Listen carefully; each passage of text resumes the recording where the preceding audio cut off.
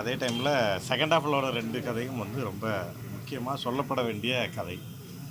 படம் ரொம்ப கிரிப்பாக இருக்குது. நான் தான் டைரக்டர்கிட்டே சொன்னேன். ரொம்ப கிரிப்பாக இருக்குது, கரெக்டாக பண்ணியிருக்காங்க. ஸோ ரொம்ப நல்லா இருக்குது. பட் படம் நல்லா இருக்கிற அளவுக்கு இது கவனிக்கப்படாமல் இருக்குது. ஸோ இது எல்லாத்தையும் கொண்டு போய் சேர்த்திங்கன்னா ரொம்ப நல்லாயிருக்கும்.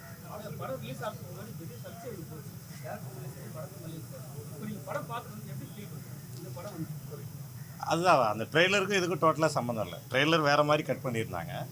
ப்ளஸ்ஸு படம் வேறு மாதிரி. அதுக்கு எல்லாமே அதான் பேரரசு சார் சொன்ன மாதிரி தான். அதுக்கு எல்லாமே பதில் சொல்கிற மாதிரி தான் ட்ரெய்லர் இருந்துச்சு. பட்டு ட்ரெய்லர்னால ஒன்றும் மைனஸ்லாம் இல்லை. ட்ரெய்லர் ஏதோ கவனிக்கப்படலை. பட் அது எல்லோரும் கொண்டு போய் ரீச் பண்ணிங்கன்னா ரொம்ப நல்லாயிருக்கும். படம் ஆனால் நல்லாயிருக்கு.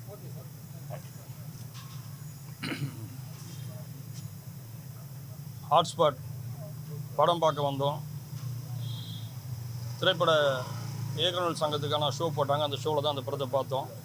இந்த படம் பார்க்குறதுக்கு முன்னாடி ட்ரெய்லர் பார்த்துருந்தேன் நான்.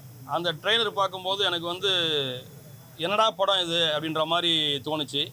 இந்த படத்தை முழுசாக பார்த்ததுக்கப்புறம் தான் தெரியுது என்ன படம்டா இது அப்படின்ற மாதிரி இந்த படத்தை பற்றின ஒரு நல்ல ஒரு ஒப்பீனியன் வந்திருக்கு.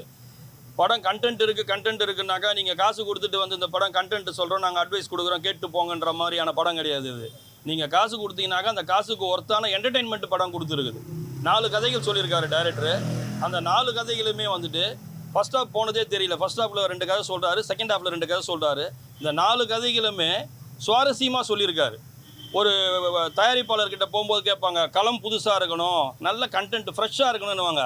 இந்த படத்தை விட்டாக்கா எனக்கு தெரிஞ்சு சமீபத்தில் வந்த படம் இவ்வளோ ஃப்ரெஷ்ஷாக சொல்ல முடியாதுங்க.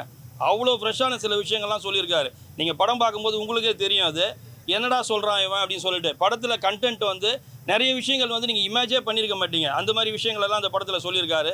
அதெல்லாம் தாண்டி கிளைமேக்ஸில் ஒரு விஷயம் ஒன்று சொல்லியிருக்காரு.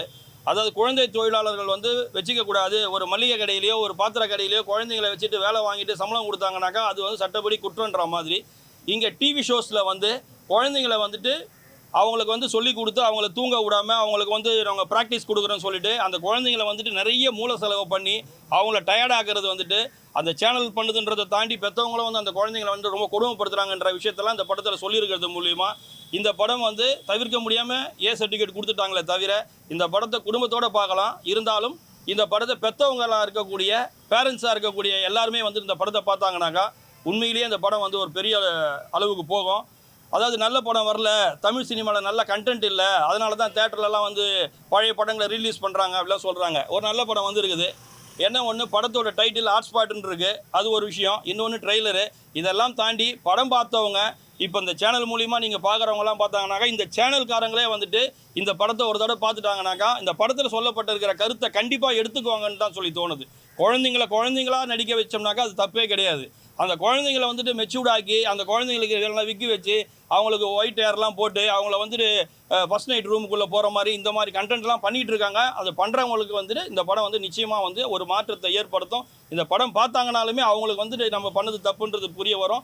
அது போல் பண்ணக்கூடிய சேனலுக்காரங்க அதை மாற்றிக்குவாங்கன்றது என்னோட கருத்து. இந்த படம் நிச்சயமாக என்டர்டெய்னிங்காக இருக்குது. தேட்டரில் போய் கேரண்டியாக படம் பார்க்கலாம். பார்க்குற அளவுக்கு படம் பண்ணியிருக்காரு. டைரக்டர் வந்து உண்மையிலேயே ரொம்ப சிறப்பாக பண்ணியிருக்காரு. மீடியா முன்னாடி அவருக்கு ஒரு தடவை என்னுடைய வாழ்த்துக்களை சொல்லிக்கிறேன். நீங்கள் பேசணுமா?